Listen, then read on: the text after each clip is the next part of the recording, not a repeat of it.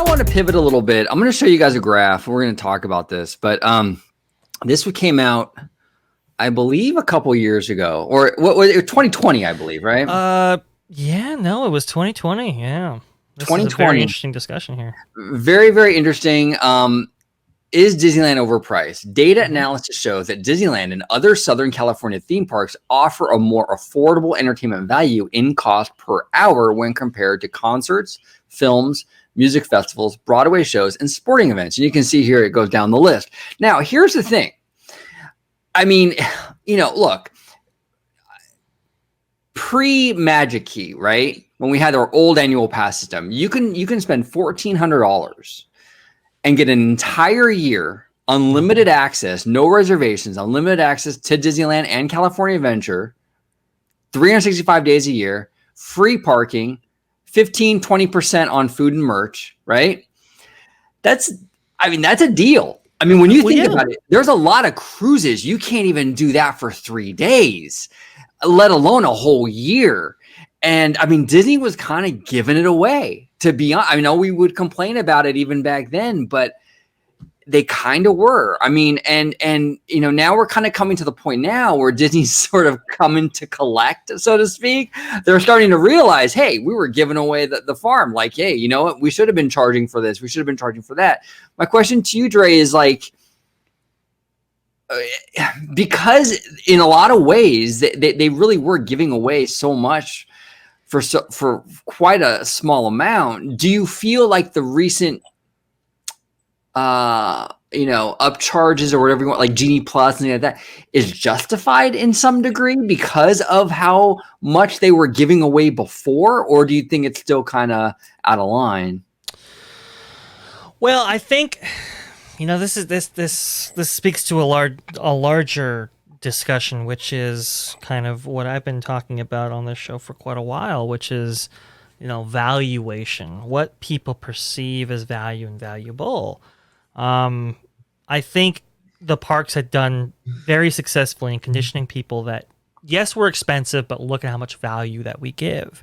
And now that's kind of changing a bit to, well, yeah, we're valuable, and if you want to get more out of your experience, you're going to pay more for it, which is kind of a different kind of mindset, and not one that we've necessarily experienced, leading up to this. Before every single big annual pass increase was usually before a big opening for some new land or attraction. I know when Cars Land, like right before Cars Land opened, we experienced one of the biggest annual pass increases ever that I remember. I mean, I think they went from it was massive. It went to 5 or 6 or something to 1,000 or something. I mean, it was a dramatic increase, but it was predicated on, hey, this is what you're getting for that money. And they showed images of Cars Land, and it's like, yeah, okay, I can kind of see that. Right.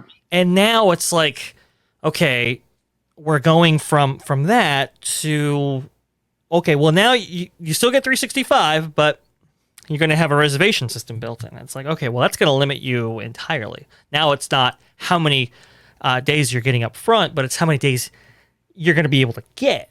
Right. Okay, so that kind of changes. And then it's like, what am I really paying for? Shows aren't back. Parades aren't back. Fantasmic's not back. World of Color's not back. Harmonious has yet to open. Maybe what is it? Enchanted's going to be really good. Who knows? But it's kind of a, I feel with these kind of annual passes and stuff like that, it's kind of it's like a vinylmation. You really don't know what you're getting. That's a good analogy, actually. That was a good one. What do you think, George? What are your feelings on this? Yeah, I actually had this discussion with my wife several days ago, and I think it's kind of funny. And I'm going to be real with everyone. I mean, we're not living the land of luxury, so it's like when a lot of people see our everyday living cost, and they say, well, how are you able to go on these big, elaborate Disney vacations and go to the parks and go on the cruises and what have you? Well, we basically kind of pick and choose our battles of what we want to do. And a lot of the time of what's showing up on the screen right here, as you moved on, I'm a big fan of Broadway shows. I love seeing Broadway shows. I've been to The Lion King, Beauty and the Beast, the Book of Mormon, you name it, I've seen it. That just to do that one night for a 2.5 hour show is about, and it sounds kind of crazy, but it's almost hitting into the same price as if I was to pay for an annual pass that can expand all the way through a whole entire year. Right. That Jess wanted to see Bruno Mars in concert, but in order for us to enjoy that, we don't like to go up into the peanut heaven seats. You want to be able to, to watch him on a screen, who would? You want to be down there where all the action is. It came to, I think, as far as like the not even the floor seats, but like, well, yeah, they would be the floor seats, but up closer to the stage where they have like the standing pit. It was $1,200, $600 per ticket for a 2.5 hour concert. Now that's the price of one annual pass at Walt Disney World that you would have the whole entire year. So that's where I kind of have like that balance of saying, well, what do you want to do? You want to go see a 2-hour concert for this price, or we go on Disney vacations? Yeah, I mean, and that's the issue. And Dre touched upon valuation. Maybe it just depends on the individual. What do you find worth it? Because I was actually just I was just in Las Vegas for a few days, and it was just as bad there. I mean, you go up and you'd order a beer, and they'd hand you the bottle, and they'd be like, "Yeah, it's $10." I'm like, "What?" I mean, it's crazy. I mean, it's just as bad. I mean, there as it is at Disney, And I will say, like, to add a little bit more, balance to all this. Look, a lot of people make the comparison, and we see that comparison on here. You get season tickets for a sports team, for like a professional sports team. $1,400 in some cases is cheap. Right. So, and that's only what, maybe your sports team plays at home 6, 12, 18 games or whatever, depending on the sport it actually is. And you get a couple hours out of it, and maybe you have to pay for parking, maybe you don't. I mean, it can get up there. And so, to George's point and to your point, OG, I think we're getting to a point now where,